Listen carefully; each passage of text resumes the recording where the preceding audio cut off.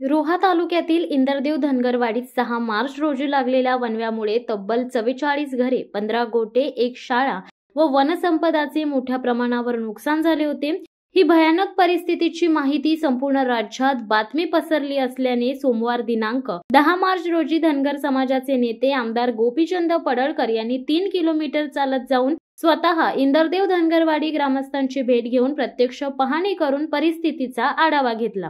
यावेळी पडळकर यांनी सांगितले की 48 घरापैकी जवळपास 44 ते 45 घरे आगीमुळे जळाली असून धनगर बांधवांचे मोठ्या प्रमाणात नुकसान झाले। त्यामुळे सरकारने नुकसान झालेल्या घरांची पुनर्बांधणी करावी, परंतु त्यांना पाणी, रस्ता अशा सुविधा उपलब्ध करून द्याव्यात अशी मागणी गोपीचंद पडळकर यांनी सरकारकडे केली आहे। तर यावेळी धनगर समाजाच्या वतीने विविध मागण्यांचे निवेदन पडळकर यांना देण्यात आले। दरम्यान 6 मार्चला सायंकाळी 4 वाजता 4.5 हेक्टर हा वणवा पेटल्याने याच वणव्याने रौद्ररूप धारण केल्याने येथील 45 घरे जळून खाक झालेली असल्याची माहिती आमच्या धनगर समाजातील तरुणांनी मला दिली असता आज मी प्रत्यक्षात येऊन इथे पाहणी करतोय। इथे जनावरे, गोटे व राहती घरे आहेत। साधी पिण्याच्या पाण्याची सोय नाहीये। प्रामुख्याने आदिवासी वाड्या, धनगर समाज व राज्यातील बंजाऱ्यांचे तांडे समाजासाठी यांना जोडण्यासाठी नुसत्या रस्ता योजना उपयुक्त ठरणार नाहीत, तर वेगळा बजेट देण्याची गरज आहे। धनगर समाजासाठी यशवंतराव होळकर रस्ते रोड योजना, आदिवासींसाठी बिरसा मुंडा योजना, बंजारा समाजातील संत सेवालाल योजना आहेत। रायगड व कोकणमध्ये कुठे ना कुठे धनगर समाजातील वाड्या आहेतच। त्यांच्या विकासासाठी 1-2 हजार कोटी रुपये बजेटच्या माध्यमातून मिळावे म्हणजे विषय मिटून जाईल असे पडळकरांनी सांगितले। आज राज्य सरकारला येथील परिस्थिती सांगणार आहे। राज्याचे मुख्यमंत्री देवेंद्र फडणवीस व एकनाथ शिंदे हे संवेदनशील असल्याने प्रशासनाला योग्य त्या सूचना देतील व या समाजाला न्याय मिळेल अशी अपेक्षा त्यांनी व्यक्त केली आहे।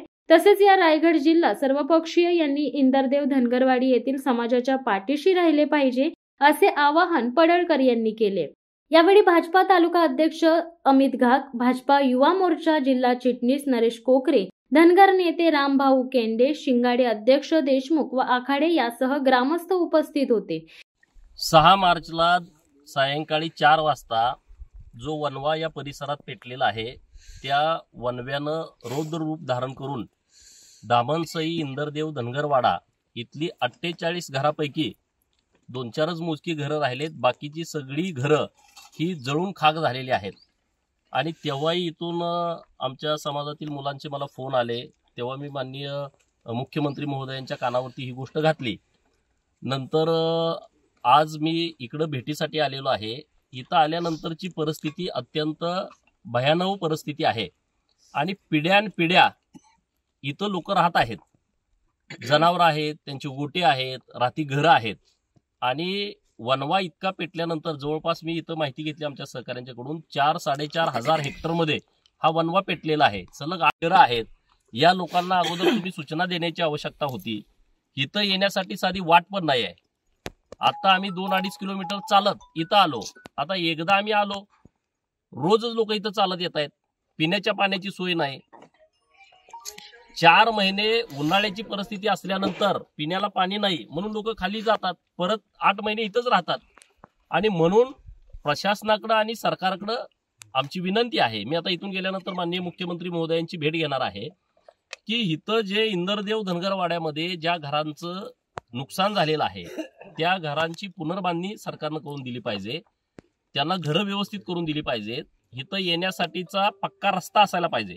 मी मागही हा विषय सभागृहामध्ये लावून धरला होता की कोकणामधले जे धनगरवाडी आहे, आदिवासी पाडे आहेत आणि बंजारा तांडे राज्यातले आहेत, यासाठी मी सातत्यानं सरकारकडे मागणी केली। आज पण मी इकडे येताना माननीय तहसीलदार महोदयांशी बोललोय। त्यांच्याशी जी काही चर्चा करायची मी केलेली आहे। त्यांनी काही करू द्या, पंचनामा काय असेल तर त्यांना फेर पंचनामा करून व्यवस्थितपणे त्यांनी सरकारला माहिती देणार। आता मी सरकारलाच ही माहिती देतो ना, कशाला पंचनामा बदलायची गरज आहे। मी स्वतः जातोय तिथं, मी स्वतः इथं पाहणी करून आलोय आणि त्याचे फोटोग्राफ्स माननीय मुख्यमंत्री महोदयांना देतो।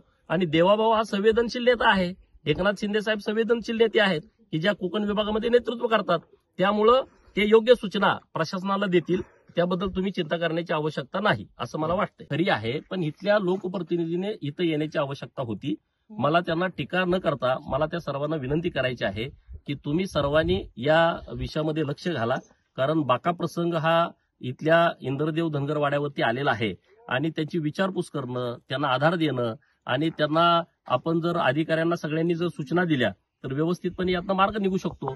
मग कुठल्या गटाचे पक्षाचे सगळे नेते मंडळी आहेत त्यांना माझी विनंती आहे, अधिवेशन असल्यामुळे तुम्ही जरी आला नसला तरी तुम्ही वेळ काढून इथं भेट द्या. भेट नाही देता आली तहसीलदारांना बोला, कलेक्टर साहेबांना बोला, किंवा मी आता माननीय मुख्यमंत्री महोदयांना भेटणार आहे, मी या सगळ्या लोकप्रतिनिधींची पण भेट घेतो. त्यांना सोबत घेऊन आदित्यताई असतील, अनिकेत दादा असतील, तिकडं रवी शेठ आहेत, आमचे मित्रच आहेत. या परिसरामध्ये सुनील तटकरे साहेब आता ते इथं नसतील, पण त्यांच्या कन्या आहेत मंत्री महोदय, तर ह्या सगळ्यांना भेटून बाकीची कोण मंडळी असतील माझे काय बऱ्याच लोकांची मलाही नावं माहित नाहीत. आपले महेंद्र दळवी साहेब आहेत, थोरवे साहेब आहेत, भरत शेठ गोगावले ह्या परिसराचं नेतृत्व करतात. तर ह्या सगळ्या लोकांना बोलून मी माननीय मुख्यमंत्री महोदयांच्या आणि एकनाथ शिंदे साहेबांच्या कानावर, आदिवासी डिपार्टमेंटला हजारो कोटी रुपयाचा निधी मिळतो, मग रस्ता का नाही झाला? प्रामुख्यानं आमची ही मागणी आहे की आज इंदरदेव धनगर वाड्याला तर रस्ता झाला पाहिजे, पण याला लागून सगळ्या धनगरवाड्या ह्या पक्क्या रस्त्याने जोडल्या पाहिजेत. ही आमची मागणी आज असणार आहे. मी माननीय देवाभाऊंना आता जाऊन भेटणार आहे. दुसरा महत्वाचा विषय पिण्याचं पाणी नाही. आज केंद्र सरकार आणि राज्य सरकारच्या माध्यमातून इतक्या मोठ्या योजना चालू आहेत गावागावामध्ये, हजारो कोटी रुपये हे पाण्याच्या योजनांना दिले जातात, परंतु आज इथं धनगरवाड्यातील लोक डोक्यावरती पाणी 2-2, 3-3 किलोमीटर जाऊन फेरीत जीव धोक्यात घालून पाणी आणतात. साध्या मागण्या आहेत लोकांच्या, एक रस्ता द्या, पिण्याचं पाणी द्या आणि आज जी जळलेली घरं आहेत त्या घरांचं पक्का घरामध्ये रूपांतर करून द्या. कुणी पंचनामा काय केला, कसा केला याच्याशी आमचं देणं घेणं नाहीये. सरकारनं या सगळ्या धनगरवाड्याची जबाबदारी घेऊन त्यांचं पुनर्वसन करावं. अशा आहे का परिस्थिती आहे ती समोर आहे. आता आम्ही आज पिढ्यानपिढ्या किती आमच्या पिढ्या गेल्या वाढवड परिस्थितीत आम्ही इथेच राहिलो. आता काही गोष्टी 7 ते 8 महिने, आता सुद्धा आम्ही 7 ते 8 महिने इथे राहतो, 4-5 महिने खाली येतो. आम्ही ढोरं गुरं पाळणारे, त्याच्यावर आमचं पोटनिर्वाह करणारे. मग ते आजच्यासाठी वैरण व आमचा वैरा चढवण्यासाठी काही इथे सुविधा नाही, पाण्याचा पुरवठा नाही. मग त्याच्या अभावी आम्हाला खाली यायला लागतं आणि खाली आम्ही त्याचा काही दिवस आम्ही निर्वाह करतो आणि पावसाळी परत वरती येतो.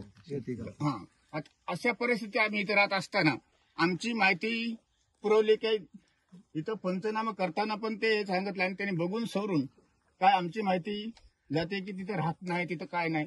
मग आमचं आज एवढी 48 असेसमेंट, 12 वाड्यांचे असेसमेंट आहेत, तुम्ही कर घेता, मग घर आहे की नाही?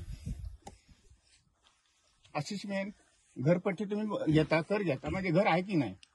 मग असं तुम्ही असून सुद्धा नाही म्हणता, ह्याच्यासाठी आम्हाला तुम्हाला एक माहिती द्यायची. आता आमची मागणी फक्त ही आहे की आम्हाला असणारी घर बांधणी, आमचा रस्ता आणि आम्हाला पाणी, आमचं काही दुसरी गरजच नाही. आम्हाला आमचा निर्वाह इथंच लागेल आणि इथंच आमचा लागायला पाहिजे. शिवसत्ता टाइम्ससाठी अक्षय जाधव, रोहा. धडक बेधडक वृत्त देणाऱ्या आपल्या शिवसत्ता टाइम्स न्यूज चॅनलला लाल बटन दाबून सबस्क्राईब करा आणि बेल आयकॉनला क्लिक करायला विसरू नका.